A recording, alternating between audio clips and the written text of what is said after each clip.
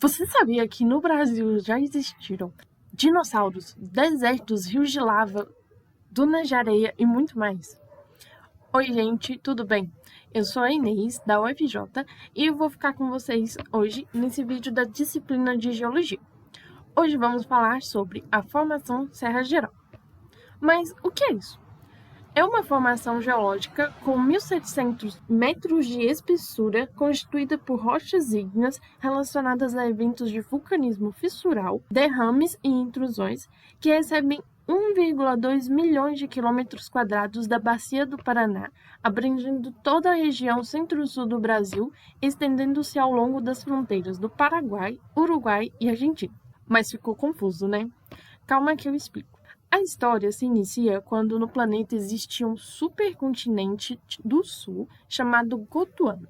Nesse continente, ele era a maior parte da terra firme do sul, unida em um único bloco. Ele foi formado no período Jurássico Superior com a separação da Pangeia. Houve um tempo que esse supercontinente estava em processo de desertificação. Então, durante todo o período Triássico, Jurássico e início do Cretáceo, a região da atual Bacia do Paraná estava sob influência do clima desértico, dominado por campos de dunas do chamado Deserto Botucatu. Esse foi o maior deserto que já existiu no planeta, e nele viviam animais como esses das imagens, e suas pegadas ficaram registradas em um tipo de rocha chamado arenito, e estão lá até hoje. Inclusive, muitas calçadas desse local foram construídas com arenito que continham essas pegadas. Bom, a partir do período Jurássico, mais ou menos há 140 milhões de anos, o supercontinente Gondwana começou a se partir literalmente, pois a sua plataforma continental foi reativada e ocorreu.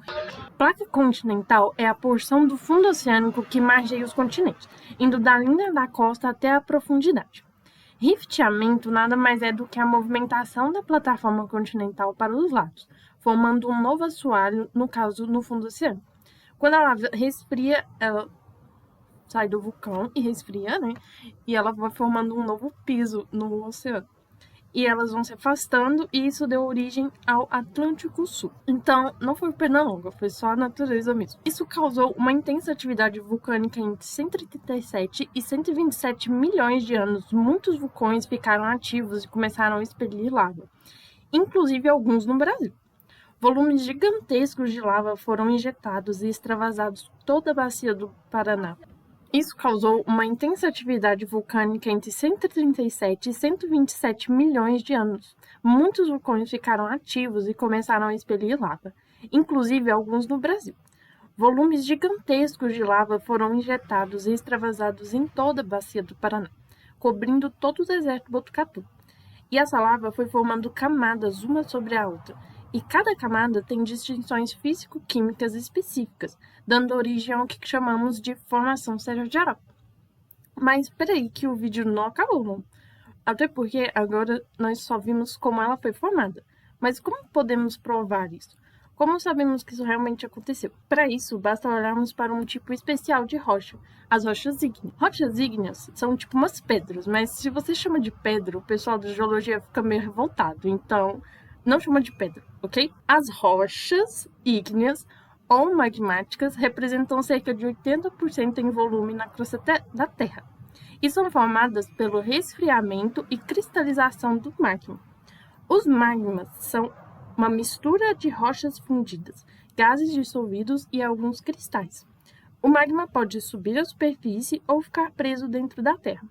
Assim, o magma pode se cristalizar em dois ambientes distintos, e isso é bem importante de lembrar.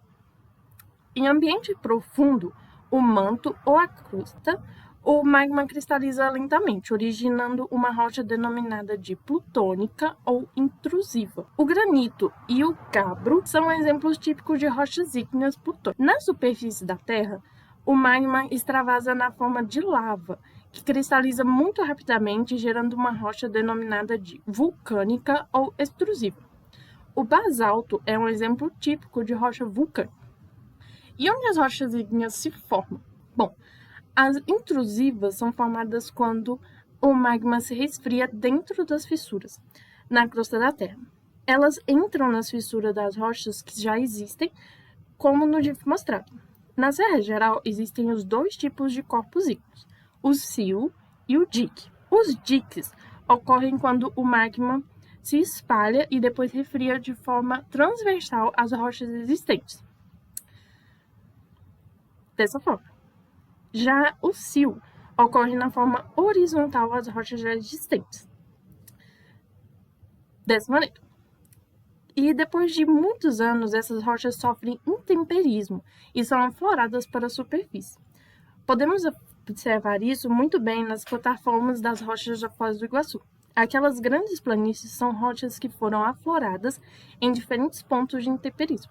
As extrusivas são formadas fora da crosta terrestre, quando o magma é expelido dos vulcões, como o basalto, que é uma rocha muito presente nesses locais. Aqui também podemos encontrar formações do tipo trap, que são inundações de basaltos, consistem em grandes enchentes de basaltos decorrente das maiores erupções de lava da Terra, com um fluxo que superam 2.000 km3. E para quem não tem noção de tamanho, eu digo que é muita coisa. Essas enchentes são formadas por uma série de supererupções sucessivas, que fluem por superfícies superiores a 1,5 milhões de quilômetros quadrados, formando uma província ígnea de grandes dimensões. Nesse mapa, a gente pode ver as camadas formadas naquelas cachoeiras da Foz do Iguaçu. E aqui a gente tem um gráfico que mostra, um mapinha que mostra a formação da Serra Geral à medida que o tempo foi decorrendo. Então, todo esse basalto e outros tipos de rocha, quando sofrem intemperismo e se tornam o que chamamos de terra e formam solos extremamente férreos,